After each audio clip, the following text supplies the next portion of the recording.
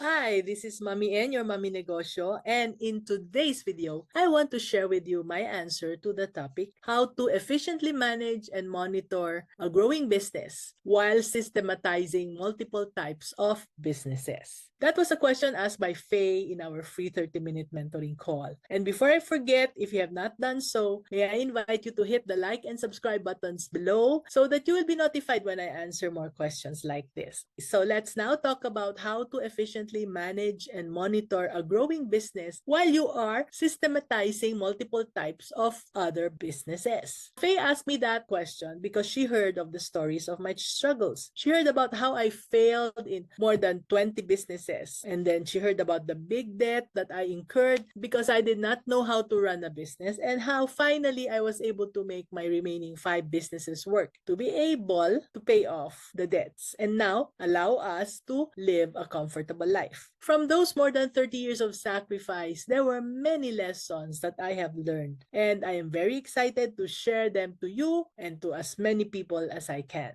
If you won't hear what I share, then you are bound to repeat the same mistakes I committed, right? This is why I create YouTube videos almost every day. It is for people to skip the painful part of the learning process and to be able to get the lessons right away from me. So I'm very happy to share with you the 5 tips that work for me, and I hope that you would try them so you'll see how they can work on you as well. Tip number 1, stay organized. Keep all the important documents and records in order so you can easily access them when you need them. I use folders or labels to categorize the information from the different businesses that I was handling. Color coding them was super helpful, that I even color coded the many files in my computers for easier access to them. Try it. Tip number 2, create standard processes. With so many people to deal with in different locations of the businesses, it's almost impossible to remember every instruction that I would give out from time to time. Now, add to it the complexity that it was not only me that they got instructions from, but from my husband as well. With this challenge, I learned to be patient as we develop step-by-step instructions for routine tasks in each type of our businesses. It was a tedious task to put everything into writing. But after we did, things became easier for us. All our instructions and the thinking behind them were documented so that it became easier for us to trace the right processes in performing each of the tasks. After the documentation was done, it was also easier to ensure consistency. The biggest blessing here was that it made it easier for me to train new employees by communicating the tasks to them as it was documented in their task lists. Tip number 3 is to use checklists. I love checklists. Do you love checklists as well? You see, I created checklists for daily, weekly, and monthly tasks. I created marketing activity checklists, store opening checklists, hiring checklists, etc.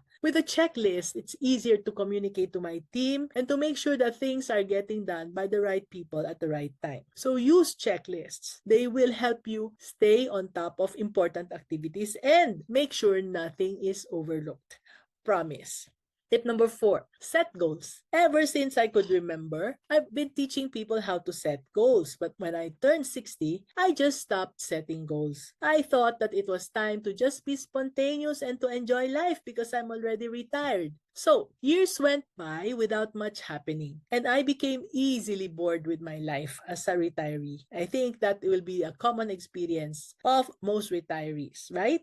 I wrote a book, if you've heard about it. And yes, my husband and I, we traveled to many countries before the pandemic hit. So we went to visit friends and we attended more trainings. And yes, I also did a few YouTube videos, but that was just it. It was not goal directed. It was just spontaneous. And then pandemic came. And even making goals and achieving them was no longer possible because everything there during that time was unpredictable. But as 2022 ended and things were starting to open up, I decided that it was time to set goals again. So I set annual goals for 2023. I set quarterly goals, monthly goals, and weekly goals, not knowing how I will be able to fulfill them, but I set them anyway. And guess what? As I wrote down the goals, miracles have been happening in my life. I attracted old friends who either helped me or introduced me to people who would. And this led to the most productive year ever for me since I retired at 60 years old. So, if I'm almost 70 now and I'm still setting goals, there should be no excuse for you not to set goals, okay? So, if you have different businesses, determine what you want to achieve for each of these businesses and set SMART goals. So, I'm sure that you know what SMART goals are because if you don't, you can always Google that. So, the goals have to be SMART, SMART, and these SMART goals will give you a clear direction and motivate you to work towards success. Finally, tip number 5 is to seek help. Don't hesitate to ask for help when you need it. This could be in your business as well as in your personal life as well. There is an abundance of people you can reach out to. There are professionals, coaches, mentors, or other business owners you could ask advice and guidance from. From their vast knowledge and experiences, they can provide valuable insights and support to help you navigate through managing and systematizing your businesses. So remember, take these tips one step at a time. There are too many of them to adopt right away, but adopt them to fit your specific needs and circumstances. With proper organization, processes, and support, you can effectively manage and monitor your growing business while systematizing your multiple types of other businesses. Was that helpful? Faye asked this question in one of our free one-on-one Q&A Tuesday Zoom calls. So if you too have questions or if you're interested in learning how to grow your business by growing your people, please tell us in the comments below and we will get back to you. Or if you need free business mentoring, sign up to our Q&A Tuesdays where you can get into a 30-minute Zoom call with me one-on-one and it's totally free.